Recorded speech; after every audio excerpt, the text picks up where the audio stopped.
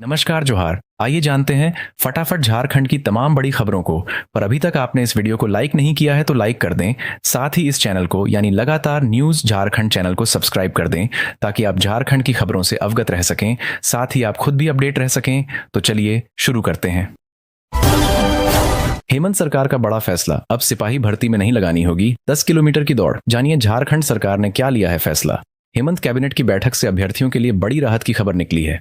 झारखंड के मुख्यमंत्री हेमंत सोरेन की अध्यक्षता में गुरुवार को कैबिनेट की बैठक संपन्न हुई, जिसमें राज्य के विकास और प्रशासनिक सुधार से जुड़े कई महत्वपूर्ण प्रस्तावों पर मुहर लगी। इस बैठक में कुल 31 प्रस्तावों को मंजूरी दी गई, जिनमें उत्पाद सिपाही भर्ती नियमों में संशोधन, खनिजों पर सेस दर में वृद्धि, पीडीएस दुकानों में ई पॉश मशीनों के विस्तार और प्राकृतिक आपदाओं की श्रेणी में आंधी, तूफान और लू को शामिल करने जैसे महत्वपूर्ण निर्णय लिए गए। कैबिनेट बैठक में उत्पाद सिपाही भर्ती प्रक्रिया के लिए दौड़ संबंधी नियमों में संशोधन किया गया है। अब अभ्यर्थियों को 10 किलोमीटर की लंबी दौड़ नहीं लगानी होगी। नए संशोधित नियमों के तहत उम्मीदवारों को 1600 मीटर की दौड़ 6 मिनट में पूरी करनी होगी। इस फैसले से अभ्यर्थियों को बड़ी राहत मिलेगी और भर्ती प्रक्रिया को अधिक सुगम और पारदर्शी बनाया जा सकेगा। पुरुष अभ्यर्थियों के लिए 6 मिनट में 1600 मीटर और महिलाओं के लिए 6 मिनट में 1600 मीटर दौड़ना होगा। 10 मिनट में 1600 मीटर की दौड़ तय की गई है। पहले पुरुषों के लिए 10 किलोमीटर की दौड़ तय थी, जो अभ्यर्थियों के बीमार पड़ने के कारण काफी विवादों में रही थी।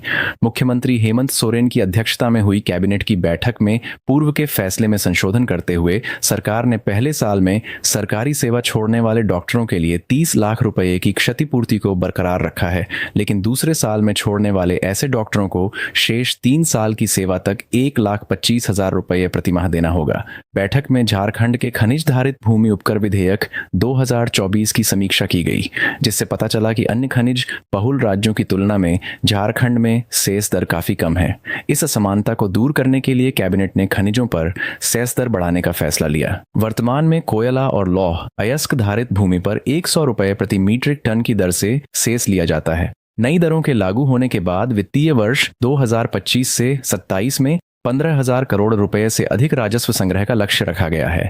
जन वितरण प्रणाली यानी पीडीएस की पारदर्शिता और सुचारू संचालन के लिए कैबिनेट ने पीडीएस दुकानों में ई पॉश मशीनों के लिए कंपनी के विस्तार को मंजूरी दी है। इससे लाभार्थियों को सुलभ और बेहतर सेवाएं मिलेंगी। झारखंड सरकार ने प्राकृतिक आपदाओं की परिभाषा में विस्तार करते हुए आंधी, तूफान और लू को भी आपदा की श्रेणी में शामिल कर लिया है। इससे इन आपदाओं के समय प्रभावित लोगों को राहत पहुंचाने में तेजी आएगी और प्रशासन के पास सहायता प्रदान करने के लिए बेहतर संसाधन उपलब्ध होंगे। कैबिनेट ने ओरमांझी स्थित बिरसा मुंडा जैविक उद्यान में भगवान बिरसा की 9 फीट ऊंची भव्य प्रतिमा लगाने के प्रस्ताव को मंजूरी दे दी है। इस परियोजना पर कुल 25 लाख रुपए खर्च किए जाएंगे। ये प्रतिमा झारखंड की सांस्कृतिक विरासत और स्वतंत्रता सेनानी बिरसा मुंडा के योगदान को सम्मान देने का प्रतीक होगी। कैबिनेट ने एल ख्यांगते को झारखंड लोक सेवा आयोग यानी जेपीएसएससी का अध्यक्ष बनाने के प्रस्ताव को भी मंजूरी दे दी है। उनकी नियुक्ति से आयोग के कार्यों में तेजी और निष्पक्षता आने की उम्मीद है। झारखंड में नौकरियों की बरसात, जल्द होंगी 10,000 नियुक्तियां। होली से पहले 163 मेडिकल छात्रों को मिला अपॉइंटमेंट लेटर। झारखंड में नौकरियों की बरसात होने वाली है। सरकार जल्द ही 10,000 नियुक्तियां करने वाली है। इसकी घोषणा स्वास्थ्य मंत्री ने मेडिकल कर्मियों को नियुक्ति पत्र सौंपते हुए की है। रंगोत्सव होली से ठीक पहले बुधवार को स्वास्थ्य विभाग ने स्वास्थ्य सेवाओं को दुरुस्त और गति देने के लिए 163 अभ्यर्थियों को नियुक्ति पत्र दिया है। स्वास्थ्य मुख्यालय नामकुम में आयोजित नियुक्ति पत्र वितरण समारोह में बुधवार को राज्य के स्वास्थ्य मंत्री डॉक्टर इरफान अंसारी, अपर मुख्य सचिव स्वास्थ्य अजय कुमार सिंह ने 56 विशेषज्ञ चिकित्सकों, 41 मेडिकल अफसर, 57 ओटी असिस्टेंट, 11 डेंटल सर्जन और एक विधि परामर्शी को नियुक्ति पत्र दिया।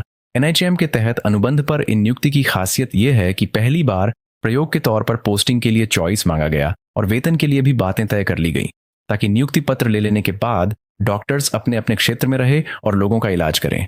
नियुक्ति पत्र वितरण समारोह में अपर मुख्य सचिव स्वास्थ्य अजय कुमार सिंह ने कहा कि प्रयोग के तौर पर यह व्यवस्था की गई है। अगर यह सफल रहता है तो आगे भी इसी तरह नियुक्ति की जाएगी। नियुक्ति पत्र वितरण समारोह में राज्य के स्वास्थ्य मंत्री ने सभी नियुक्ति पत्र पाने वाले डॉक्टर्स, ओटी असिस्टेंट से आग्रह किया कि वह जनता की सेवा में भावनात्मक जुड़ाव के साथ लगें। उन्होंने कहा, आने वाले दिनों में विभाग डॉक्टर्स, पारामेडिकल स्टाफ, अस्पताल मैनेजरों सहित लगभग 10,000 लोगों को बहाल करेगी।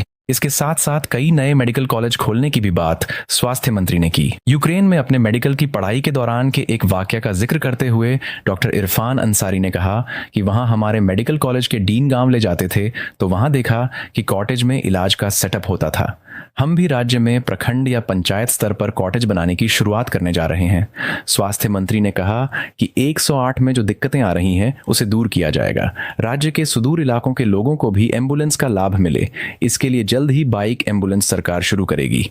स्वास्थ्य मंत्री ने कहा कि 108 एम्बुलेंस वाहन की संख्या बढ़ाई जाएगी। स्वास्थ्य मंत्री डॉक्टर इरफान अंसारी ने कहा कि सरकार डॉक्टरों के हितों के लिए हर काम करने के लिए तैयार है, लेकिन डॉक्टरों में भी राज्यवासियों के प्रति सहानुभूति की भावना रखनी चाहिए। उन्होंने कहा कि हम ऐसा कानून बनाने जा रहे हैं जिसके तहत राज्य के हर डॉक्टर्स को कम से कम 3 साल तक राज्य में रहकर सेवा देनी ही होगी।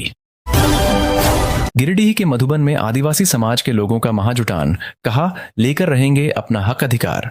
बुधवार को मधुबन में आदिवासी समाज के विभिन्न संगठनों द्वारा जनाक्रोश रैली का आयोजन किया गया। रैली के बाद फुटबॉल मैदान में सभा की गई।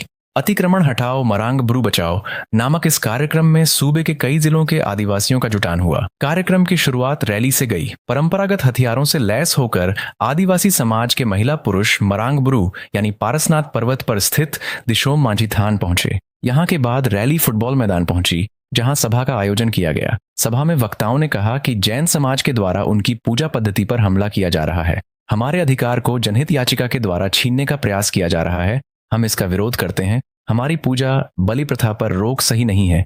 हम जाहिर थान में बलि करते हैं, पूजा करते हैं।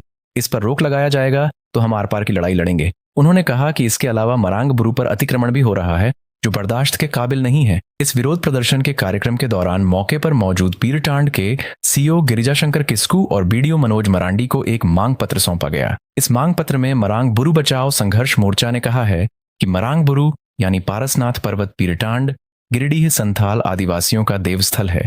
मरांग बुरू को ईश्वर के रूप में सृष्टिकाल से आदिवासी पूजते रहे हैं। प्रत्येक साल वसंत ऋतु फागुन महीना के शुल्क पक्ष तृतीय को दिशोम बाहा महोत्सव मनाया जाता है। पहाड़ की चोटी में अवस्थित युग जाहिर थान में बलि प्रथा का प्रचलन है।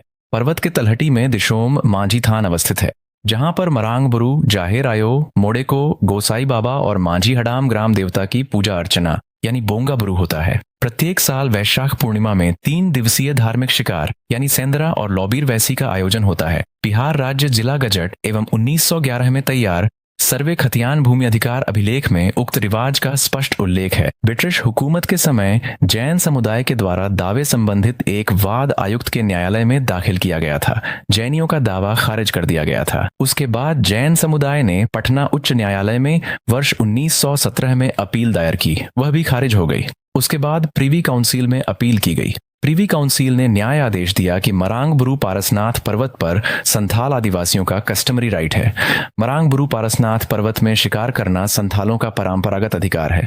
मांग पत्र में कहा गया है कि भारत सरकार पर्यावरण, वन एवं जलवायु परिवर्तन मंत्रालय के अधिसूचना संख्या 2995 3 दिनांक 2 अगस्त 2019 के तहत मरांग बुरू पारसनाथ पर्वत को इको सेंसिटिव जोन घोषित किया गया है। अधिसूचना में आदिवासियों के संवैधानिक अधिकार की रक्षा का उल्लेख है। संविधान के अनुच्छेद 244 का अनुपालन एवं अनुसूचित जनजाति और अन्य परंपरागत वन निवासी यानी वन अधिकारों की मान्यता अधिनियम 2006 जनजातियों की भूमि पर लागू नहीं होगा, परंतु जैन समुदाय के दबाव में भारत सरकार पर्यावरण, वन एवं जलवायु परिवर्तन मंत्रालय ने असंवैधानिक ढंग से बिना ग्राम सभा की सहमति से संशोधन मेमोरेंडम पत्र राज्य सरकार को जारी किया है, जिसके आधार पर जैन समुदाय द्वारा हम संथाल आदिवासियों के प्रथागत अधिकार कस्टमरी राइट को चुनौती दिया जा रहा है। जैन समाज की एक संस्था द्वारा झारखंड उच्च न्यायालय में जनहित याचिका दायर की गई है, जिसमें जैन धर्म के आड़ में मरांग बुरू यानी पारसनाथ पर्वत में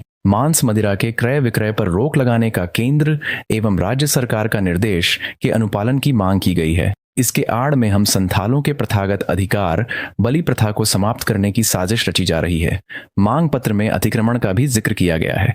कहा गया है कि मरांग बुरू में जैन समुदाय के द्वारा अतिक्रमण किया गया है। मांग पत्र में कहा गया है कि जैन समुदाय के द्वारा वन भूमि पर की गई अतिक्रमण की जांच के लिए सेवानिवृत्त न्यायाधीश की अध्यक्षता में कमेटी का गठन किया जाए और उचित पहल करते हुए अतिक्रमण को अविलंब हटाया जाए और दोषियों पर सख्त कानूनी कार्रवाई की जाए। इसके अलावा अजय टुडू की हत्या की जांच सरना धर्म कोड लागू करने की भी मांग की गई है। सीएम हेमंत सोरेन ने कानून व्यवस्था को लेकर की हाई लेवल मीटिंग, अधिकारियों को दिए कई निर्देश। कानून व्यवस्था को लेकर उठ रहे सवालों के बीच मुख्यमंत्री हेमंत सोरेन ने राज्य के आला अधिकारियों के साथ बैठक की। झारखंड मंत्रालय में हुई इस बैठक में मुख्य सचिव अलका तिवारी, गृह सचिव वंदना दादेल, डीजीपी अनुराग गुप्ता समेत अन्य अधिकारी मौजूद रहे, जबकि सभी जिलों के डीसी एसपी भी वीडियो कॉन्फ्रेंसिंग के जरिए जुड़े रहे। आगामी त्योहारों जैसे होली, ईद, सरहुल और रामनवमी को देखते हुए मुख्यमंत्री ने पुलिस अधिकारियों को अलर्ट रहने का निर्देश दिया। उन्होंने कहा कि इस बात का ध्यान रखें कि किसी भी परिस्थिति में कानून व्यवस्था न बिगड़े। उन्होंने कहा कि लापरवाही बरतने वाले अधिकारियों पर कार्रवाई की जाएगी। बैठक के बाद डीजीपी अनुराग गुप्ता ने मीडिया कर्मियों से बात करते हुए कहा कि त्योहार को लेकर हम सभी को मुख्यमंत्री की तरफ से सख्त निर्देश मिले हैं। कल होलिका दहन है और 14-15 को होली है। उसके बाद ईद और सरहुल के साथ साथ रामनवमी जैसे त्योहार भी होंगे। ऐसे में इस बात का ध्यान रखा जाएगा कि किसी भी परिस्थिति में कानून व्यवस्था न बिगड़े। इसको लेकर भी मुख्यमंत्री ने सख्त निर्देश दिए हैं। अमन साहू मुठभेड़ मामले में पूछे गए सवाल का जवाब देते हुए डीजीपी ने कहा कि इसकी जांच के लिए टीम भेजी गई है और जांच पूरी होने के बाद विस्तृत जानकारी दी जाएगी। मुख्यमंत्री हेमंत सोरेन ने उच्च स्तरीय बैठक में अधिकारियों को निर्देश देते हुए कहा कि त्योहार के दौरान शरारती तत्वों के खिलाफ सख्त कार्रवाई की जाए ताकि कोई अप्रिय घटना न हो। उन्होंने पुलिस अधिकारियों को निर्देश देते हुए कहा कि सभी थाना क्षेत्रों में शांति समिति के साथ नियमित बैठक कर समन्वय बनाने का प्रयास करें और भीड़ भाड़ वाले स्थानों पर पुलिस बल की तैनाती की जाए। बैठक के बाद मीडिया कर्मियों से बात करते हुए मुख्यमंत्री ने कहा कि त्योहार के दौरान कोई घटना न हो, इसके निर्देश दिए गए हैं और अफवाह फैलाने वालों के खिलाफ पुलिस सख्त कार्रवाई करे। उन्होंने होली, सरहुल, ईद और रामनवमी की बधाई देते हुए कहा कि सभी लोग उत्साह के साथ त्योहार मनाएं। उच्च स्तरीय बैठक में मुख्यमंत्री ने अधिकारियों से कहा कि हर हाल में विधि व्यवस्था बनाए रखने के लिए दंडाधिकारी के साथ पर्याप्त संख्या में पुलिस बल की प्रतिनियुक्ति की जाए। जुलूस के मार्गों की पहले से स्थलीय जांच करने के बाद ही सुनिश्चित करने का निर्देश देते हुए मुख्यमंत्री ने कहा कि जुलूस के मार्गों पर पड़ने वाले संवेदनशील स्थानों और अन्य संवेदनशील स्थानों पर दंडाधिकारियों की प्रतिनियुक्ति के साथ ही ड्रोन और हवाई निगरानी की व्यवस्था की जाए। जुलूस के दौरान दंडाधिकारी के साथ QRTS आदि की व्यवस्था सुनिश्चित करें और संयुक्त नियंत्रण कक्ष और आपातकालीन योजना बनाकर सतर्कता बरती जाए। मैया सम्मान राशि को लेकर हत्या पर गरमाई राजनीति। भाजपा ने कहा वोट के लिए लाई गई योजना त्रुटिपूर्ण। गढ़वा के रंका थाना क्षेत्र के मानपुर गांव में मैया सम्मान राशि के लिए परिवार वालों के द्वारा ही लाभुक महिला की हत्या कर दी गई, जिसके बाद घटना को सत्ताधारी दल कांग्रेस के साथ साथ भारतीय जनता पार्टी ने चिंताजनक और दुखद बताया है। बीजेपी ने घटना को बेहद दुखद करार देते हुए कहा कि हेमंत सोरेन सरकार ने जिस तरह से वोट की राजनीति के लिए आनन फानन में त्रुटिपूर्ण मैया सम्मान योजना लागू की, उसका परिणाम है कि इस तरह की घटनाएं भी सामने आने लगी हैं। भाजपा के प्रदेश प्रवक्ता अविनेश कुमार सिंह ने कहा कि विधवा, वृद्धा और दिव्यांग पेंशन की स्थिति और वोट के लिए मैया सम्मान योजना की राशि के बीच अंतर सहित कई ऐसी गड़बड़ियां हैं, जिसका परिणाम है कि गढ़वा के रंका में ऐसी घटना सामने आई है। उन्होंने घटना की जांच कराने की मांग की है। वहीं प्रदेश कांग्रेस अध्यक्ष और गठबंधन सरकार के समन्वय समिति के सदस्य केशव महतो कमलेश ने कहा कि इस तरह के संवेदनशील मामलों को लेकर भाजपा योजना पर बयानबाजी न करें। प्रदेश अध्यक्ष ने कहा कि भाजपा ने ऐसी ही योजना शुरू करने का वादा नहीं किया है। घटना को लेकर मिली जानकारी के अनुसार गढ़वा जिले के रंका थाना क्षेत्र के मानपुर गांव में एक महिला की संदेहास्पद स्थिति में शव मिला। शव को लेकर महिला के मायके वालों ने पति और अन्य लोगों पर मुख्यमंत्री मैया सम्मान योजना की मिली 7,500 रुपए की राशि नहीं देने पर हत्या कर देने का आरोप लगाया था। हालांकि मामले को लेकर पुलिस तहकीकात कर रही है। वहीं मृत महिला के पति की गिरफ्तारी भी हुई है। झारखंड में एक और एनकाउंटर। डबल मर्डर का आरोपी थाना प्रभारी का पिस्टल छीनकर हो रहा था फरार, पुलिस ने ठोक डाला। अभी अमन साहू एनकाउंटर का मामला शांत भी नहीं हुआ था कि एनकाउंटर का एक मामला सामने आ गया। डबल मर्डर के आरोपी का झारखंड में एक बार फिर एनकाउंटर हुआ है। जानकारी मिली है कि चान्हो में हुए डबल मर्डर का एक आरोपी प्रिंस थानेदार का पिस्टल छीनकर फरार होने की कोशिश कर रहा था। भागने के क्रम में रांची पुलिस की गोली लगी है। जानकारी के मुताबिक रांची के चान्हो थाना क्षेत्र में स्थित एक आश्रम में हुई गोलीबारी में दोहरे हत्या मामले में फरार चल रहे अपराधी प्रिंस की गिरफ्तारी के लिए पुलिस लगातार प्रयास कर रही थी। इसी दौरान हत्याकांड के आरोपी प्रिंस के बारे में जानकारी मिली। वो चान्हो इलाके में छुपा था। सूचना पर जब पुलिस की टीम प्रिंस को गिरफ्तार करने के लिए पहुंची, तब उसने चान्हो थाना प्रभारी का पिस्तौल छीनकर फरार होने की कोशिश की। इसी दौरान पिस्तौल से चली एक गोली उसके पैर में जा लगी। गोली लगने के बाद प्रिंस को पुलिस की टीम ने गिरफ्तार कर लिया। अपराधी प्रिंस ने पुलिस का पिस्तौल छीनकर पुलिस पर ही फायरिंग करने की कोशिश की थी, लेकिन उसका यह प्रयास सफल नहीं रहा। इसके तुरंत बाद प्रिंस को गिरफ्तार कर लिया गया है। आपको बता दें कि इससे पहले मंगलवार को अमन साहू का पलामू में इनकाउंटर हुआ था। वो भी पुलिस का हथियार छीनकर भागने की कोशिश कर रहा था। पुलिस ने उसे मुठभेड़ में ठोक दिया था। तो ये थी आज की मुख्य बड़ी खबरें। जुड़े रहे इस चैनल के साथ। ऐसे ही आपको इस चैनल के माध्यम से झारखंड की तमाम छोटी बड़ी खबरों का अपडेट मिलता रहेगा। मिलते हैं फिर से अगले वीडियो में। तब तक हमें इजाजत दीजिए। जोहार।